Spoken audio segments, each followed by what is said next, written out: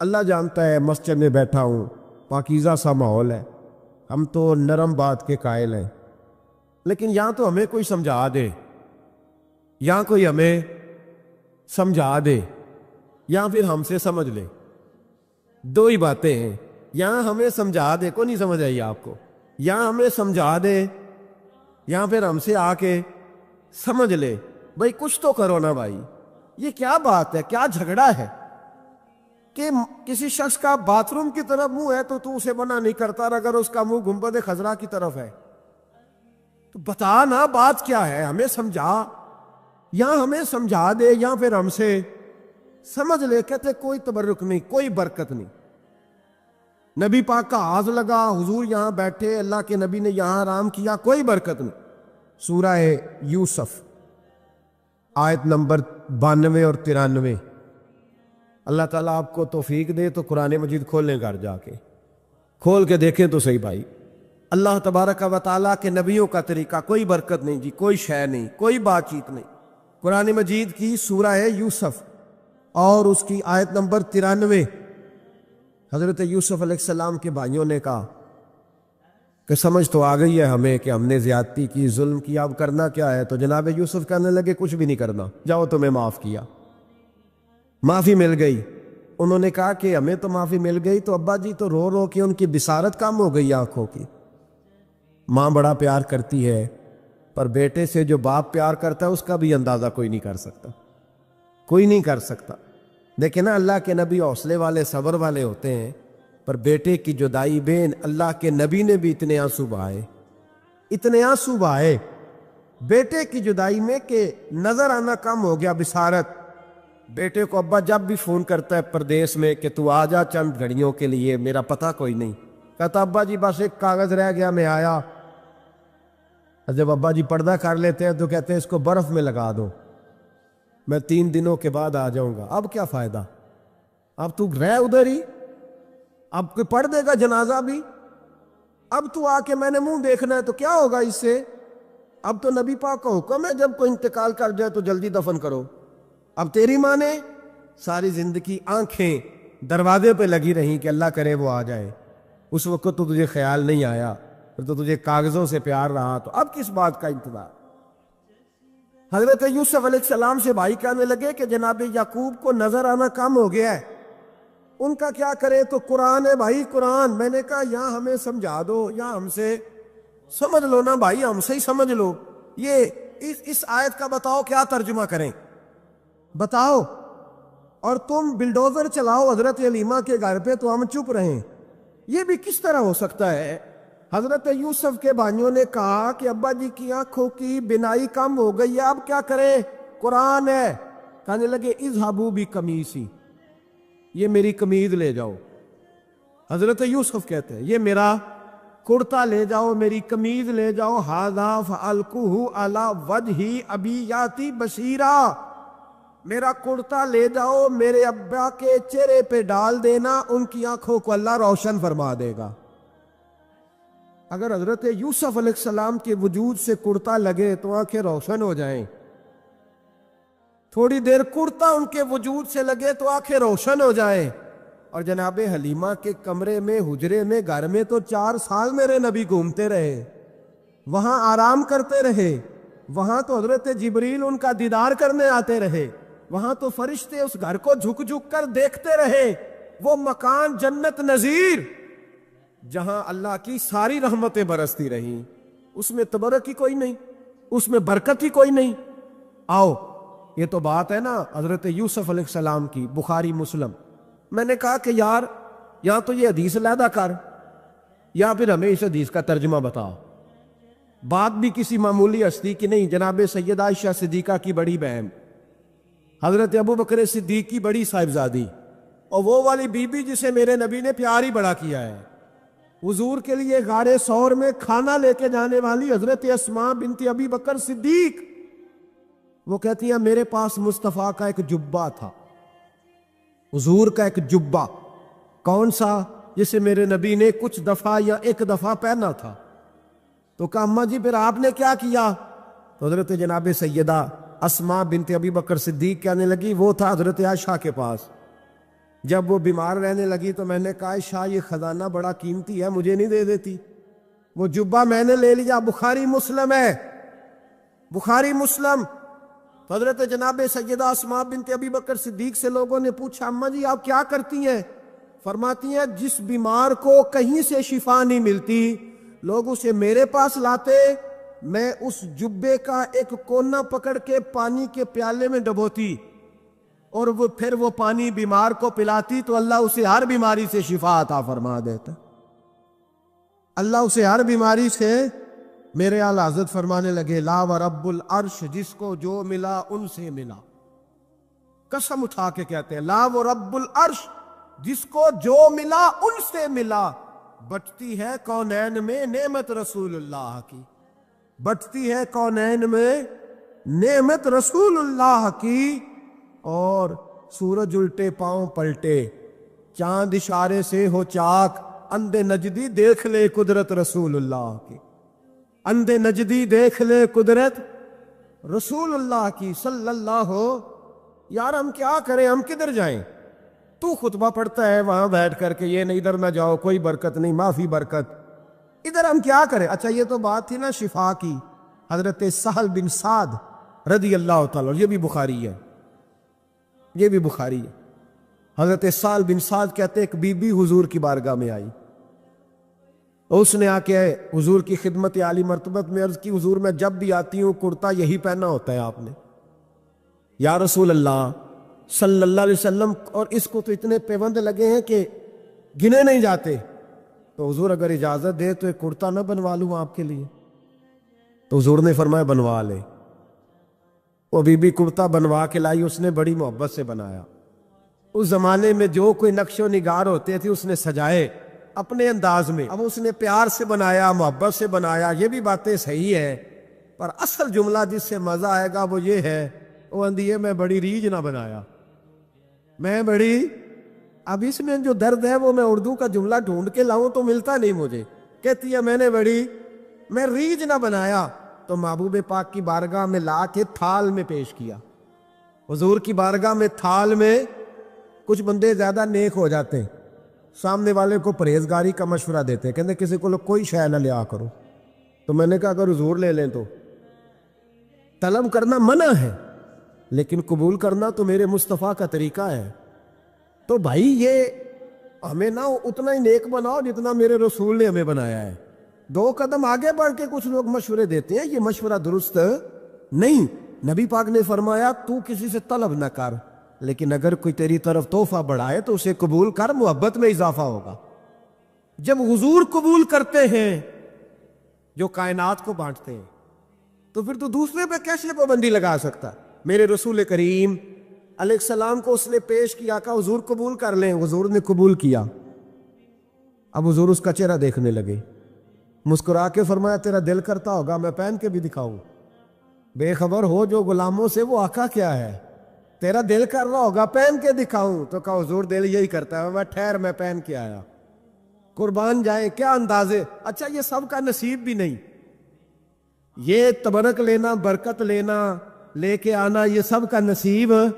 آدم چشتی کئی دفعہ بڑی بڑی بات کر جایا کرتے تھے، کہنے لگے ایسا کوئی محبوب کہیں ہوگا نہ کہیں ہے، بیٹھا ہے چٹائی پہ مگر عرش نشیں ہے، اور کہنے لگے ایسے لوگ کہتے ہیں میں مدینے نہیں گیا، میں حاضری نہیں دیتا، میں درود نہیں پڑھتا، کہنے لگے ہر ایک کو میسر کہاں اس در کی غلامی، ہر ایک کو میسر کہاں اس در کی غلامی، اس در کا تو دربان بھی جبریل امی ہے، ہر ایک کو میسر کہاں؟ بھائی تو ایسا ہی کہہ رہا میں گیا نہیں، ہر ایک کو میسر کہاں اس در کی غلامی، اس در کا تو دربان بھی۔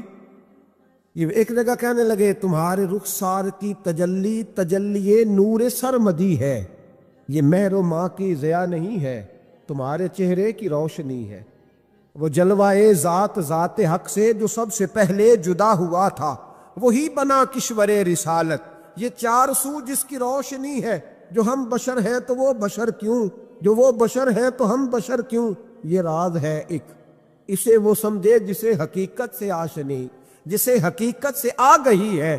اور پھر آدم چشتی کہنے لگے زمانہ حیران کہ ایک بشر لامکان پہ پہنچا تو کیسے پہنچا، زمانہ حیران ایک بشر لا مقام پہ پہنچا تو کیسے پہنچا؟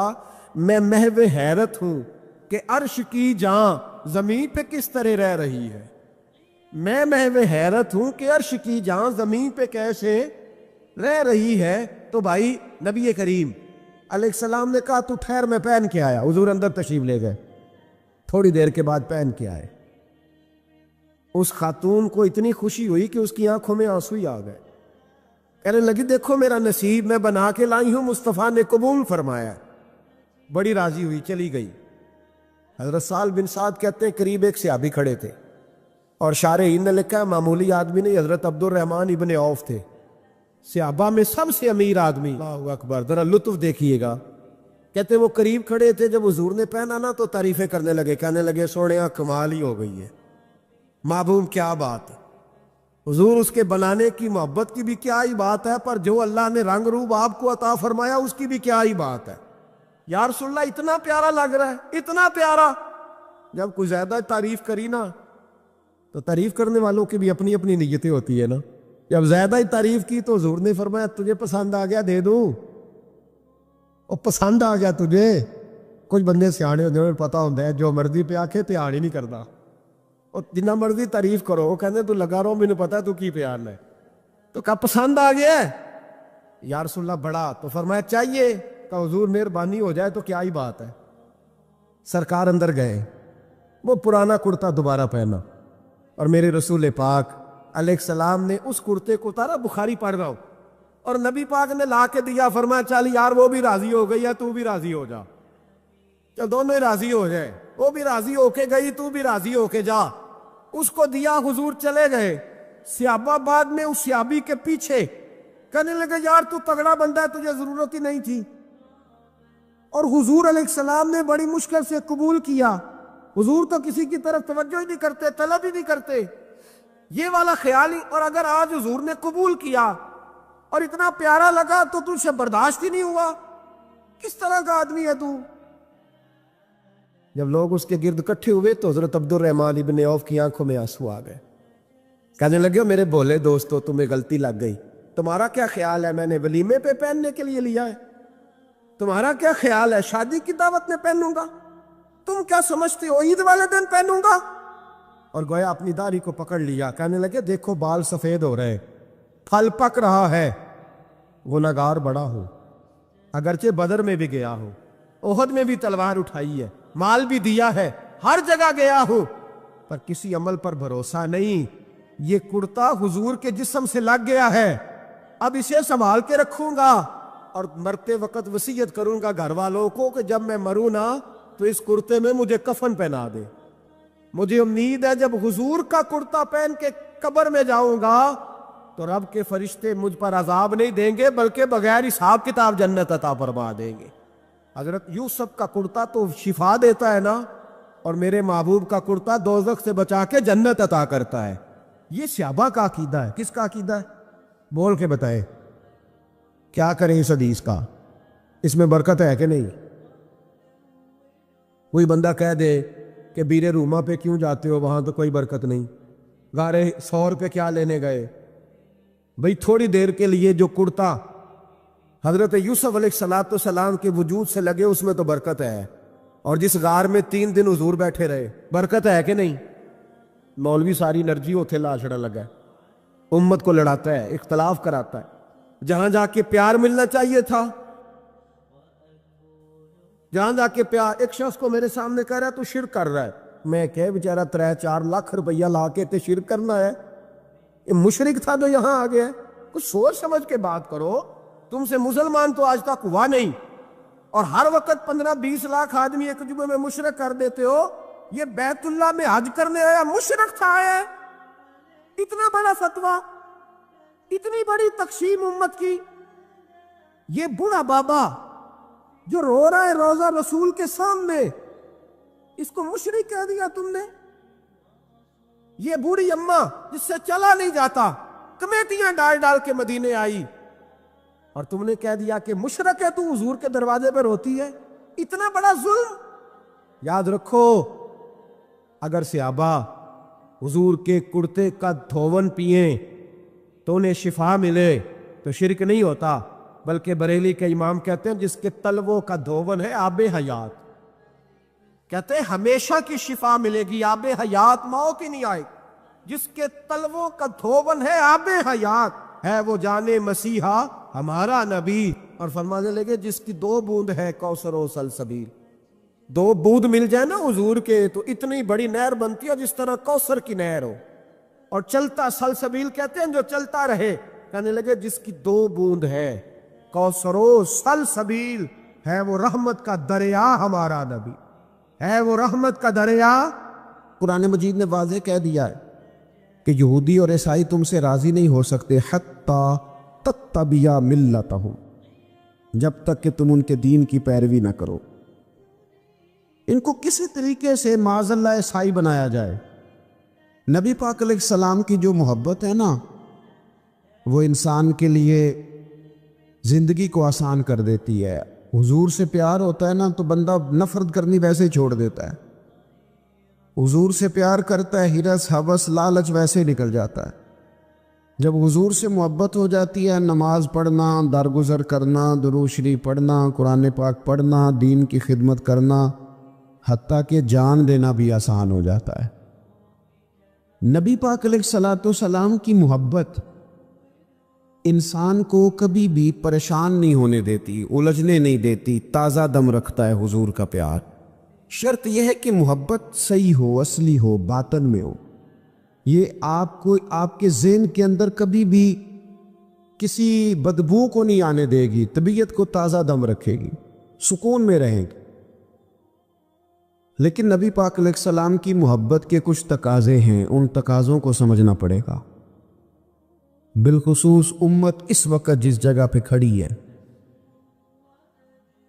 آپ دیکھیں کہ اتنی بربریت اور اس جیتے جاگتے دیکھتے ماحول میں کہ جس میں ہر چیز کیمرے کی آنکھ دیکھ رہی ہے، اس میں اس قدر زیادہ اسرائیل کی جارحیت،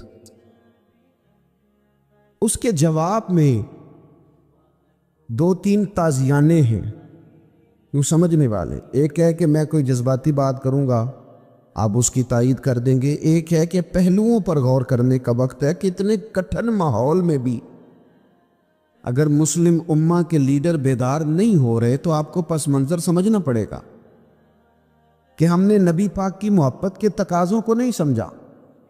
حضور سے محبت ہے نا تو پھر نبی پاک کو تو سادہ طرز زندگی پسند ہے، حضور کو تو پسند نہیں ہے۔ اللہ کے محبوب نے تو دعا مانگ کے فقیری لی اللہ تعالیٰ سے۔ آپ کو پتہ ہے جب بندہ بہت زیادہ آسانیوں میں چلا جاتا ہے، بہت زیادہ اس کے پاس سہولیات ہو جاتی ہے، اس کا مرنے کو دل نہیں کرتا۔ خود نبی پاک علیہ السلام نے فرمایا قیامت کے قریب کافر تم پر جھپٹیں گے جس طرح بھوکے لوگ کھانے پر جھپٹتے ہیں۔ حضور کیوں، ہم تھوڑے ہوں گے؟ فرمایا نہیں، تمہیں دنیا سے محبت ہو جائے گی اور موت تمہیں بری لگے گی۔ اتنے بڑے بڑے بنگلے، عالی شان محلات، کس کا چھوڑ کے مرنے کو جی چاہتا ہے معاذ۔ نبی پاک کی محبت کا تقاضا سمجھو، ایسا نہیں کہ وہاں دولت آئی نہیں۔ حضور تو فرماتے ہیں کہ اللہ نے خزانوں کی کنجیاں میرے ہاتھ میں رکھ دی ہیں، لیکن میں نے عرض کیا مالک ایک وقت روٹی دینا اور ایک وقت کا فاقہ دینا۔ کنجیاں خزانوں کی اللہ نے دی۔ جب تک آپ اپنا طرز زندگی، یہ جو بہت دنیا کا پیار ہے نا، بہت زیادہ مرنے کی ہرس، یہ بہت زیادہ جینے کی ہرس تو اللہ تعالیٰ نے قرآن پاک میں یہودیوں کا طریقہ بیان کیا کہ وہ کبھی مرنے کی تمنا نہیں کریں کیونکہ جینے کی ہرس رکھتے ہیں۔ نبی پاک علیہ السلام کے غلاموں، طرز زندگی جب تک سادہ نہیں ہوتا اور جب تک یہ دنیا کے جھمیلوں سے کسی کو دولت دے کر پیچھے کر دیا جاتا ہے، کسی کو عہدہ دے کر چپ کرا دیا جاتا ہے، کسی کو اقتدار دے کر چپ کرا دیا جاتا ہے، رسول اللہ صلی اللہ علیہ وسلم کے سچے غلام ان ایک بات کی سمجھ آ گئی جی کہ ہمیں ہمارے رب نے کہا ہے قُلْ إِن كُنتُمْ تُحِبُّونَ اللَّهَ فَاتَّبِعُونِي يُحْبِبْكُمُ اللَّهُ۔ اے محبوب آپ ان سے فرما دیں اگر رب سے محبت کرنا چاہتے ہیں تو آپ کی پیروی کریں، اللہ خود ان سے محبت فرمائے گا۔ جب رب بھی ان کا ہو جائے گا، جب رب بھی ان کا کی محمد سے وفات ہونے، تو ہم یہ جہاں چیز ہے کیا، یہ لوح و قلم تیرے ہیں، اس کا کیا مطلب ہوا؟ لوح و قلم، قلم لکھتی ہے نا تقدیریں، مقدر فیصلے، تو لوح و قلم تیرے ہیں، اس کا مطلب یہ ہے کہ پھر رب کریم تیرے اوپر فضل کرے گا، اور وہ جن فیصلوں کی امت کو دیانت سے چاہت ہے، اللہ اپنے فضل سے وہ فیصلے فرمائے گا۔ جب تک زندگی حضور کی غلامی کی طرف نہیں جاتی، وہ اللہ تعالیٰ کی تائید نہیں پاتی۔ حضرت عبداللہ ابن حذافہ رضی اللہ تعالیٰ عنہ کو رومیوں نے قید کر لیا تھا، اور جب رومی آپ کو قید کر رہے تھے، پکڑ رہے تھے، جنگ میں کچھ موڑ ایسا آ گیا کہ بظاہر مسلمانوں کے قدم پیچھے ہٹ رہے تھے۔ 1000 آدمی نے، 100 آدمی نے مل کے آپ کے گرد گھیرا ڈالا اور بڑی مشکل سے آپ کو گرفتار کیا۔ جب بادشاہ کے سامنے لے گئے نا، تو بادشاہ سے اس کا سپہ سالار کہنے لگا کہ بندہ ضائع کرنے والا نہیں، یہ بات سمجھیں آپ، ہماری طبیعت کے مطابق جو بندہ پورا نہیں اترتا ہم ضائع کر دیتے ہیں۔ حالانکہ اگر آپ کو مخالف صف میں بندہ کام کا نظر آئے تو آپ غور فرمائیں کہ یہ ہمارے قافلہ محبت میں کیسے شامل ہو سکتا ہے، اس کے لیے جد و جہد کریں تاکہ اس سے کام لیا جا سکے۔ اس نے کہا روم کے بادشاہ نے بندہ ضائع کرنے والا نہیں، وزیر نے کہا بادشاہ سے، اس نے کہا کیا کریں، کچھ ایسا کریں کہ یہ معاذ اللہ ہمارے دین میں آ جائے۔ اور قرآن مجید نے واضح کہہ دیا ہے کہ یہودی اور عیسائی تم سے راضی نہیں ہو سکتے حتی تتبع ملتہم، جب تک کہ تم ان کے دین کی پیروی نہ کرو، ان کو کسی طریقے سے معاذ اللہ عیسائی بنایا جائے۔ تو بادشاہ کہنے لگا 2-3 چیزیں ہیں جس سے کوئی بندہ بھی خریدا جا سکتا ہے، کر لیتے ہیں بات۔ اس نے سب سے پہلے حضرت عبداللہ ابن حذافہ سے کہا کہ جتنے پیسے آپ کہیں گے آپ کو ملیں گے، آپ اس دین میں آ جائیں معاذ اللہ۔ تو حضرت عبداللہ ابن حذافہ نا، کچھ لوگ بڑے سیانے ہوتے ہیں، بردبار ہوتے ہیں، بعض باتوں پر غصہ نہیں کرتے، ہنستے۔ حضرت عبداللہ ابن حذافہ ہنس پڑے، فرمانے لگے تجھے کس نے بادشاہ بنایا، تو بڑا بیوقوف آدمی ہے۔ اس نے کہا کیا مطلب؟ فرمانے لگے نادان، میں تو تلوار لے کے میدان میں آیا ہوں، مجھے دولت کمانی ہوتی میں تجارت کرتا، میں تجارت نہیں کر رہا، میں تو شہادت کے لیے نکلا ہوا ہوں، اور تو مجھے کہہ رہا ہے پیسے لے لے، وہ عقل کی بات کر۔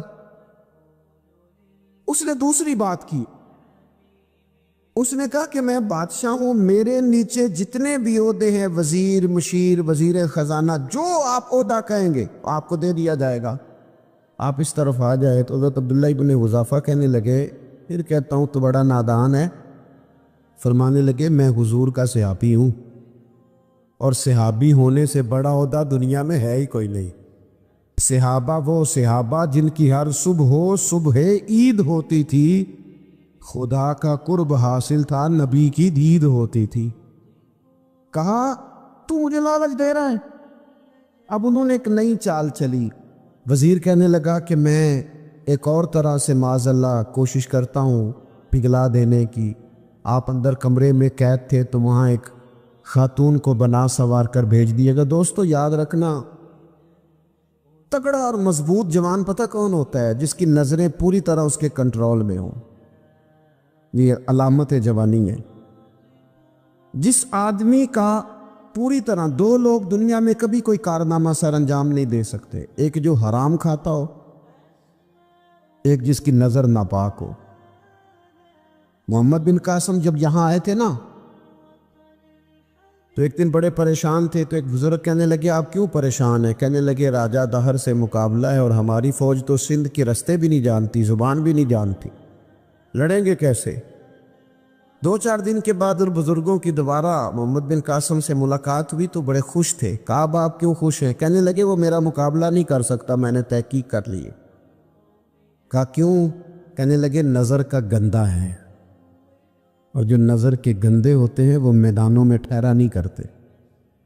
میدان کے لیے نکلنے کے لیے پاک جوانی کی ضرورت ہوتی، تطہیر مزاج ہونا ضروری ہوتا ہے، پاکیزہ افکار اور سچی اور سچی ستھری سوچوں کا ہونا ضروری ہوتا ہے۔ اس لیے فرمایا کہ میرا مقابلہ نہیں کر سکتا۔ حضرت عبداللہ ابن حذافہ کمرے میں تھے تو وزیر کی بیٹی اندر سجی سنوری پہنچ گئی۔ جیسے ہی آپ نے اس کفر کی چال کو دیکھا تو تیمم کر کے نفل شروع کیے۔ وہ ساری رات بیٹھی رہی، رب کا بندہ ساری رات عبادت کرتا رہا۔ عبادت بڑا سہارا ہے، مصلی بڑا سہارا ہے اللہ کے بندوں۔ صبح دروازہ کھولا، وزیر نے اپنی بچی سے پوچھنا چاہتا تھا رزلٹ کیا نکلا، تو کہنے لگی پیچھے ہٹ جا، اب تیرا میرا تعلق کوئی نہیں، میں نے نبی پاک کا کلمہ پڑھ لیا۔ اس نے کہا میں نے بھی زمانہ دیکھا ہے، پر یہ کیا لوگ ہیں، کستوری کے بنے ہوئے، سندل سے دھلے ہوئے، کہ میں ساری رات کمرے میں رہی اور 100 اور 1000 آدمی جس جوان کا مقابلہ نہ کر سکے، اتنا طاقتور جوان کمرے میں رہا اور اس نے نظر اٹھا کے نہ دیکھا۔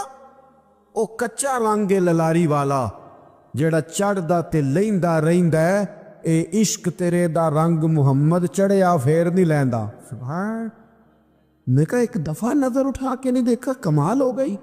اتنے بڑے لوگ، اتنی بڑی سعادت مندی، فیروز بختی، معاملہ فہمی ہاتھ ہو گئی۔ اللہ اکبر۔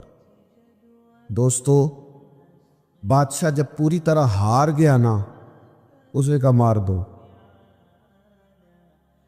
تیل گرم کیا ایک کڑاہی میں، اور جب آپ کو اس میں ڈالنے لگے تو آپ کی آنکھوں میں آنسو آ گئے۔ بادشاہ کا خیال ہوا شاید نرم ہو گئے ہیں، کہنے لگا روئے کیوں؟ فرمانے لگے سوچتا ہوں جان ہی ایک ہے، کتنا مزہ ہے اس کی راہ میں جان دینے کا، کتنی لذت ہے اس کے نام پر مرنے میں، کتنا لطف ہے جے تو چڑھیا اتے دار بھی نہیں، تے جے تو وکیا عشق بازار بھی نہیں، تے ایڈا سستا سودا پیار بھی نہیں، تے ایڈا سستا لبدا یار بھی نہیں۔ کئی جنگل گانے پیندے نی، کئی دوزخ لنگنے پیندے نی، جے وہ اس ملوں بھی مل جاوے، ایدوں سستا ہور بپار بھی نہیں۔ تے کچھ سمجھ نہ آوے لوکاں نوں وہ کادے نال شہید کرے، ٹٹھی یار دے ہاتھ تلوار بھی نہیں، پر او دا خالی جاندا وار بھی نہیں۔ کہنے لگے ایک جان ہے نا، تو دل کرتا ہے ہزاروں ہوتی تو ایک ایک کر کے معبود کے نام پہ قربان کرتا، جب میرے پاس ہے ہی ایک، کروں کیا؟ حضرت عبداللہ ابن حذافہ رضی اللہ تعالیٰ عنہ جب روئے اور بادشاہ نے یہ بات سنی تو بادشاہ اٹھ کے کھڑا ہو گیا، سارے وزیروں مشیروں کو کہنے لگا تم نے کہا تھا نا بندہ ضائع کرنے والا نہیں، یہ بھی ضائع کرنے والا نہیں۔ کہنے لگا میرا ماتھا چومو، تم جیسے لوگوں کو قتل نہیں کرنا چاہیے، آزاد کرنا چاہیے۔ عزیز، اپنی زندگی سے نا یہ بہت زیادہ ہرس، ہوس، طمع، اور یہ کسی بات کی بھی ہو، ہرس صرف پیسوں کی نہیں ہوتی، شہرت کی بھی ہوتی ہے، یہ بیماری انسان کو اقتدار کی بھی ہوتی ہے، تعریف کی بھی بیماری ہوتی ہے، یہ سارے نقص ہوتے ہیں لوگوں، اور معاذ اللہ بعض جبوں کبوں کے اندر بھی ہوتے، وہاں بھی پنپتے۔ اپنی زندگی جب تک اس سادگی میں نہیں لاؤ گے جو رسول پاک نے عطا فرمائی، جب لوگ آسانیوں میں پوری طرح الجھ گئے تو پھر وہ دور ہوئے اور کفر چڑھ گیا۔ دوسری بات، اللہ کے محبوب صلی اللہ تعالی علیہ وسلم کی محبت ہم سے تقاضا کرتی ہے کہ ہم اس مشن کے لیے کام کریں جس مشن کے لیے رسول پاک نے کام فرمایا ہے۔ ہم سارے کام بڑی مضبوطی سے، سوچ سمجھ کے، تدبر سے، حکمت سے، تقاضوں کو مد نظر رکھتے ہوئے کرتے ہیں سارے کام۔ دین کے کام میں ہمارا مزاج نہیں ہوتا، او ہو جائے گا جی، آپ بسم اللہ پڑھیں جی، شروع کریں جی۔ آپ تقاضوں کو سمجھیں، چیزوں کو دبائیں نہیں، چیزوں پر غور کریں۔ کسی کے ذہن کی سطح پر سوال ابھرتا ہے، اس کا تسلی بخش جواب دیں۔ اپنی زندگی میں دین کے کام کے لیے اپنے آپ کو وقف کریں، اور دین کے کام کے بہت سارے پہلو ہیں۔ ہزاروں لوگوں کو قرآن پاک ٹھیک پڑھنا نہیں آتا، ہزارہا لوگ ہیں جو قرآن مجید کے مطالب سے آگاہ نہیں ہے۔ دین کی بنیادی ضروریات سے لوگ نابلد ہیں۔ میں آپ کو کس طرح یہ بات سمجھاؤں کہ ہزاروں کی تعداد میں طلاقیں اس لیے ہوتی ہیں کہ مردوں کو طلاق کے مسئلے نہیں آتے، انہیں پتہ نہیں ہے کہ مجھے حقوق زوجین کے معاملے میں کیسے چلنا۔ ڈھیر سارے گھروں میں تباہی اس لیے ہے کہ تربیت اولاد کا دینی منہج ہمیں نہیں پتا۔ اپنا حصہ ملائے دین کے کام میں۔ ایک آدمی کو اگر تو نمازی کرنے میں کامیاب ہو گیا، تیری زندگی بدل گئی۔ وہ دین بیزار لوگ جو ہمارے بیچ بیٹھ کے ہماری نوجوان نسل کو پگڑی اور داڑھی کا نام لے کے بنیادی طور پر دین سے دور کرتے، ایسے نوجوانوں کو دین کا پیغام محبت دے کر دین کے قریب کرنا ہماری ڈیوٹیوں کا حصہ ہے۔ ہمیں ذمہ داری کا احساس کرنا پڑے گا، ہمیں یہ خاص قدم اٹھانا پڑے گا، توجہ دینی پڑے گی۔ مساجد، مدارس، میں آپ سے عرض کروں، اتنی ڈٹ کے مخالفت ہوتی ہے نا مدرسوں کی، اتنی ڈٹ کے۔ میں ادارہ چلاتا ہوں، اس کے چلانے میں جو مشکلات ہیں وہ تو ہم بتا نہیں سکتے آپ کو، اس لیے کہ میری قوم، میرا اس قوم سے تعلق ہے جو نعت خواں امیر کرنا چاہتی ہے، مدرسے نہیں۔ نقیب خطیب پیدا کرنا چاہتی ہے، شعر و شاعری کی زندگی کو پروان چڑھانا چاہتی ہے۔ فقط ہمارا ان لوگوں سے تعلق ہے جو لاکھوں کروڑوں روپیہ محافل پہ لگائیں گے، اور قاری صاحب بیچارے اگر مسجد کا کوئی ہونے والا کام کسی وقت بتا دیں گے تو وہ بڑی مشکل آ جائے گی ان کے لیے۔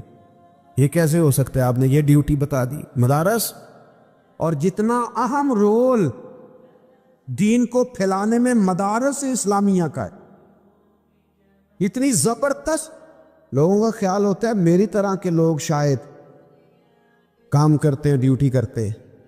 یہ 10-15 لوگ آپ کو نظر آتے ہیں جو آپ کو کہیں میڈیا پر یا ادھر ادھر ڈیوٹی کرتے، مخلص لوگ اپنی جگہ پہ، وہ بھی بڑا ہی کام کر رہے ہیں، جو میڈیا پہ آ کے بھی اخلاص سے اور درد دل سے کو دین کی، ان کی بھی کسی بات کی حوصلہ شکنی نہیں۔ لیکن ہزارہا اساتذہ جو مدارس میں بیٹھ کے پڑھاتے ہیں، انہوں نے وہ سارے لوگ تیار، آپ سمجھ نہیں سکتے کتنا بڑا کام۔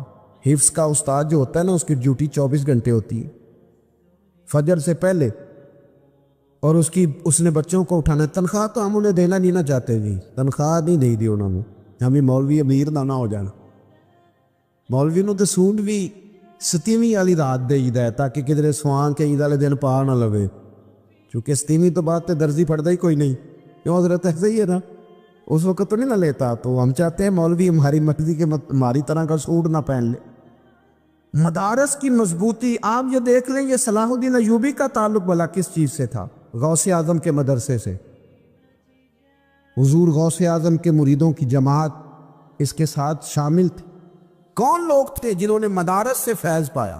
رازی اور غزالی، حضور غوث اعظم، خواجہ اجمیر، یہ سب لوگ مدارس کے لوگ ہیں۔ کمزوریاں ہیں، غلطیاں ہیں، بہت ساری چیزوں کی اصلاح کی ضرورت ہے، لیکن یہ دین کا بہت بڑا قلعہ ہوتا ہے مدرسہ، لیکن اس کی مخالفت کی جاتی ہے۔ مجھے بتائیے، اگر مدرسوں میں کمزوریاں ہیں تو کالجوں یونیورسٹیوں میں نہیں ہیں؟ ہم نے کبھی مخالفت کی ہے بند کر دو سارے؟ لیکن لوگوں کا جب خیال آتا ہے، جب ہمارے ایک سابقہ وزیر صاحب تھے سر راہ، کسی دعوت میں میری ان سے ملاقات ہو گئی تو انہوں نے کہا مدرسوں کا کردار کیا ہے آج کے ماحول میں؟ میں نے انہیں کہا کہ مختلف کورسز آپ کراتے ہیں نا، تو اس کے لیے پھر مختلف ویکنسیز ہوتی ہیں جہاں بچوں کو مدرسے کا کورس کرایا جاتا ہے، تو استاد بننا ہوتا ہے، اس نے خطیب بننا ہوتا ہے، مسجد کی ڈیوٹی کرنی ہوتی ہے۔ میں نے کہا بالکل کوئی حکومت سرپرستی نہیں کرتی، لیکن اللہ کا فضل ہے، کبھی آپ نے حکومت سے سنی ہے جس میں جمعے والے دن مولوی نہ ملا ہو جمعہ پڑھانے کے لیے؟ کبھی آپ کو رمضان میں ایسی مسجد ملی ہے جس میں قرآن مجید سنانے کے لیے حافظ نہ ملا ہو؟ یہ ہو سکتا ہے کسی حافظ کو مسجد نہ ملے۔ تو مدارس کے ذمے جو کام تھا، مدارس نے جم کے کیا ہے اور ڈٹ کے کیا اللہ کے فضل سے۔ اور مدارس کے لوگوں کو بھی کمزور نہیں پڑنا چاہیے، کبھی کسی وزیر، مشیر، مالدار کے روب میں نہیں آنا چاہیے، قطعاً نہیں۔ کیوں؟ کہ یہ وہ عظیم لوگ ہیں، رسول اللہ صلی اللہ علیہ وسلم کے دین کے غلام، کہ ابھی ایک لفظ نہیں پڑھا ہوتا الف با تا سا، پہلے دن گھر سے نکلتے ہیں تو حضور فرماتے ہیں اللہ کے فرشتے ان کے پیروں کے نیچے پر بچھا بھی دیتے ہیں، پہلے دن اتنا بڑا اعزاز ملتا ہے۔ تو حضور کی محبت کا تقاضا ہے، دین کا کوئی کام کیا جائے۔ ایک خاتون مسجد نبوی شریف میں جھاڑو دیتی تھی، پر کوئی کام تو کرتی تھی نا۔ اور کس مسجد میں؟ جہاں 70,000 فرشتے صبح آتے ہیں، 70 شام آتے ہیں، اس مسجد میں وہ خاتون جھاڑو دیتی تھی۔ بخاری ہے، جب ان کا انتقال ہو گیا، صحابہ نے سوچا کہ حضور کو تکلیف ہوگی، بغیر بتائے جنازہ پڑھ دیا۔ حضور صبح تشریف لائے، تازی قبر دیکھی، اور محبوب وہ ہیں جو فرش پہ کھڑے ہو کے عرش کی خبریں دیتے ہیں۔ نبی پاک علیہ الصلوۃ والسلام نے فرمایا کہ مجھے اطلاع کیوں نہیں دی اس کے انتقال کی؟ یہ کرم دیکھو، کوئی ڈیوٹی تو کرتی تھی نا یار، پر خلوص سے، پر پیار سے، پر اللہ کو راضی کر دے گا، پر درد دل سے۔ اور دین کی ڈیوٹیاں کرنے والے دوستو سنو، حضور صبح آئے، قبر کو دیکھ کر فرمایا مجھے کیوں نہیں بتایا؟ یا رسول اللہ آپ کو تکلیف دینا مناسب نہ جانا؟ تو قبر پہ کھڑے ہو کے حضور نے فرمایا صف بناؤ، میں دوبارہ جنازہ پڑھاؤں گا۔ صف بناؤ، میں دوبارہ جنازہ پڑھاؤں گا۔ کوئی ڈیوٹی تو۔ تیسرا تقاضا حضور کی محبت کا، سمجھو میں بس بڑی جلدی بات سمیٹنے لگا ہوں۔ حضور کی امت سے پیار کرو، یہ نبی پاک کی محبت کا تقاضا ہے۔ حضور اس بندے سے بڑے راضی ہوتے ہیں جو حضور کی امت سے پیار کرتا ہے۔ آپ کو پتہ ہے حضرت جبریل امین علیہ السلام نے معراج کی رات حضور علیہ الصلوۃ والسلام سے عرض کی تھی کہ اللہ کی بارگاہ میں عرض کیجئے گا میری بھی ڈیوٹی لگ جائے آپ کی امت کے ساتھ محبت کرنے پر۔ تو یہ کیوں کہا تھا انہوں نے؟ علماء نے لکھا اس لیے کہا تھا کہ حضرت جبریل بھی جانتے ہیں کہ حضور کی امت سے محبت کی بات کی جائے نا تو نبی پاک راضی ہوتے ہیں۔ امت سے پیار کرو کہ نا، امت سے۔ ایک صرف بات کا خیال رکھنا، عقیدہ برا ہو تو بات دوسری ہے، ورنہ میرے محبوب کی امت کا ایک ایک شخص جو مدینے والے کا کلمہ پڑھتا ہے، جو حضور کا غلام ہے، اس کے بارے میں اپنے دل میں گنجائش رکھنا، پیار رکھنا، وارفتگی رکھنا۔ او دوستو، یہاں لوگ کس طرح گروہوں کو، جماعتوں کو سپورٹ کرتے ہیں۔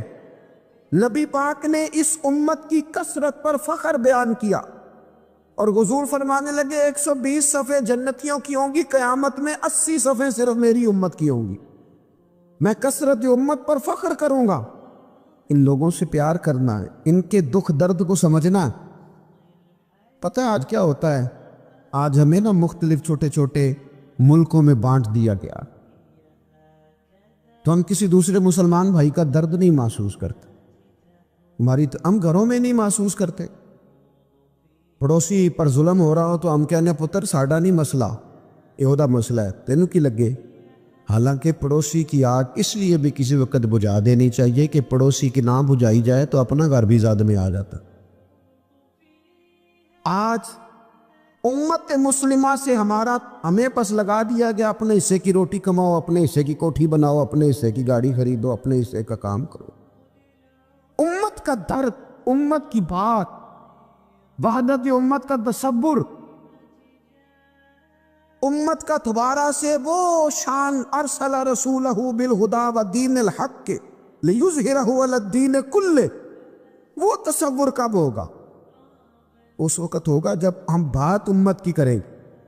نبی پاک علیہ السلام نے فرمایا مسلمان کی مثال ایک جسم کی طرح، جسم کے ایک حصے کو تکلیف ہو تو سارا آزمائش میں آ جاتا ہے۔ مجھے بتاؤ یہ انگلی درد کرتی ہو، یہ انگلی جسم کا حصہ ہے نا، تو میرا خیال ہے دماغ یہ کہہ دے گا کہ انگلی کی درد ہے نا مینوں کی لگے، دل کہہ دے گا کوئی نہیں ٹینشن لینی، انگلی کا مسئلہ ہے نا۔ ایسا نہیں ہوتا، بلکہ جب انگلی میں درد ہوتی ہے تو دماغ منصوبہ بندی کرتا ہے کہ اس کا علاج کیسے ہو سکتا ہے۔ دل پریشان ہوتا ہے، پیر چل کے جاتے، ہاتھ وہ دوائی وصول کرتے، دانت اسے چبا کر، حلق اسے نگل کر، معدہ اسے ذخیرہ کر کے جسم میں پھیلاتا ہے، پھر جا کے انگلی شفا پذیر ہوتی ہے۔ ایک حصے کو درد ہو تو سارا حصہ کام پہ لگ جاتا ہے۔ اسرائیل اگر تکلیف دے رہا ہے فلسطینیوں کو تو ہونا چاہیے تھا نا بعض مسلمان حکمرانوں کو نیند نہ آتی، وہ درد دل محسوس کرتے، ہونا چاہیے تھا نا کہ بعض لوگ یہاں ہم کیا کرتے ہیں بھلا بیٹھ کے؟ اب تو مجھے بعض چیزوں سے کوفت بھی ہونے لگا. ہم دیتے ہیں بیان، مذمت. آپ کے بیان دینے سے کیا ہوگا؟ فلانے نے بھی بیان دے دیا، فلانے نے بھی کلپ دے دیا. یہ کیا کر رہے ہیں؟ یہ تو آپ زندہ رہنا چاہتے ہیں. وہ جس طرح آج کل ہمارے ہاں بہت ساری چونکہ جماعتیں، تو کشمیر ڈے آتا ہے نا تو مل کے ریلی نہیں نکالی جا سکتی، سوال نہیں پیدا ہوتا، کیونکہ ہمیں جماعتوں کو زندہ رکھنا ہے. اس جماعت کی خبر الگ لگنی چاہیے، اس جماعت کی خبر الگ. تو ایسے کوئی انقلاب آئے گا؟ یاد رکھنا، امت کو پوری کو ایک طاقتور آواز بننا پڑے گا. ہمیں تھوڑا تھوڑا اوپر اٹھ کے سوچنا پڑے گا. خدا را اللہ تعالیٰ مجھے معاف کرے اگر کوئی بات میں سطحی کر رہا ہوں. دل کی گہرائی سے عرض کرتا ہوں، اب تو بڑا سخت وقت آ گیا. اب چونکہ اب تو کیمرے کی آنکھ آئی ہے تو وہ زخمی بچے دیکھے نہیں جاتے، وہ تڑپتی مائیں دیکھی نہیں جاتی، وہ سسکتی اور آواز دیتی بیٹیاں سنی نہیں جاتی. وہ آوازیں ایسی ہیں جیسے وہ رات کے سناٹوں میں چیخیں بن کے لوگوں کو جگایا کریں گی. خدا را کچھ جرم ایسے ہوتے ہیں جن کی سزائیں بڑی سخت ہوتی، جن کی معافی بڑی مشکل سے ہوتی. اپنے اندر جذبہ ایمانی پیدا کرے. اور میرے دوستو، بستر پر بھی تو لوگ ماری جایا کرتے ہیں. اپنی زندگی رسول اللہ صلی اللہ علیہ وسلم کے دین کے نام کرو. جذبہ جہاد، شوق شہادت اور عشق رسول، یہ عناصر ہیں جو امت مسلمہ کو پیروں پر کھڑا کریں. 2 منٹ کے لیے سوچو، امت اگر اسی طرح کٹتی رہی، پریشان رہی، دکھتی رہی، اور باری باری کر کے، اقبال نے کیا کہا تھا؟ اس نے کہا تھا وطنوں میں، انہوں نے کہا تھا کہ ان تازہ خداؤں میں بڑا سب سے وطن ہے، جو پیرہن اس کا ہے وہ مذہب کا کفن ہے. اقبال ہم کیا کریں؟ کہنے لگے بازو تیرا توحید کی قوت سے قوی ہے، اسلام تیرا دیس ہے، کیونکہ تو مصطفی ہے. تو بحیثیت مسلمان سوچنا شروع کر، بحیثیت مسلمان. اور یوں تو سید بھی ہو، مرزا بھی ہو، افغان بھی ہو، تم سبھی کچھ ہو، بتاؤ کہ مسلمان بھی ہو. تمہارے اندر کہیں سے کوئی مومن بھی بولتا ہے کہ نہیں؟ علاقائی تعصبات اور ملکی سرحدوں میں قید ہو جانے والوں، تم ایک نبی کی امت ہو. کیوں نہیں سمجھتے؟ جب کشمیر کی بیٹی روتی ہے تو مدینے والے محبوب پاک علیہ السلام کی امت کی بیٹی روتی. جب فلسطین کی بیٹی روتی ہے تو امت کی بیٹیاں روتی. خدا را کچھ درد دل اپنی طبیعت میں پیدا کریں. میں حکمرانوں کی بات نہیں کرتا، میں تو عام لوگوں سے ایسے تبصرے سنتا ہوں جو نہیں کرنے چاہیے. وہ نہیں جی نہیں، دوسرا رخ بھی دیکھو. عام آدمی اٹھ کے، عام لوگ بھی یہ خطرناک سوچیں اور ان سے خوفناک نتائج برآمد ہوں گے. وہ 3 باتیں میں نے آپ کی خدمت میں عرض کی ہیں. ایک تو کوشش کریں اپنی زندگی کے اندر کہ زندگی کو سادہ کریں. پیسہ ضرور کمائیں لیکن پیسے سے پیار نہ کرو، پیار تو مدینے والے رسول سے کرنا. دولت، ہرس، ہوس، طمع، ان سے باہر آؤ. اور دوسری گزارش آپ کی خدمت میں یہ عرض کی ہے، کچھ نہ کچھ دین کا کام، اور اس میں بھی شہرتوں سے بچتے ہوئے، تصویروں سے بچتے ہوئے. میں ہر محفل میں شاید کہتا ہوں میری فوٹو آ رہی ہے اور لائیو آ رہا ہے اور فلاں ہو رہا ہے، لیکن اس محفل کا خوبصورت انسان وہ ہے جو سب سے پیچھے بیٹھا ہے. وہ کسی فوٹو کے لیے نہیں آیا. اور میں ڈھیر سارے لوگ دیکھ رہا ہوں، یہ جو آگے بیٹھ جاتے ہیں بعض اوقات 5 7 10 لوگ، یہ بڑی تصویر سازی کرتے، لیکن جو پیچھے بیٹھے ہوتے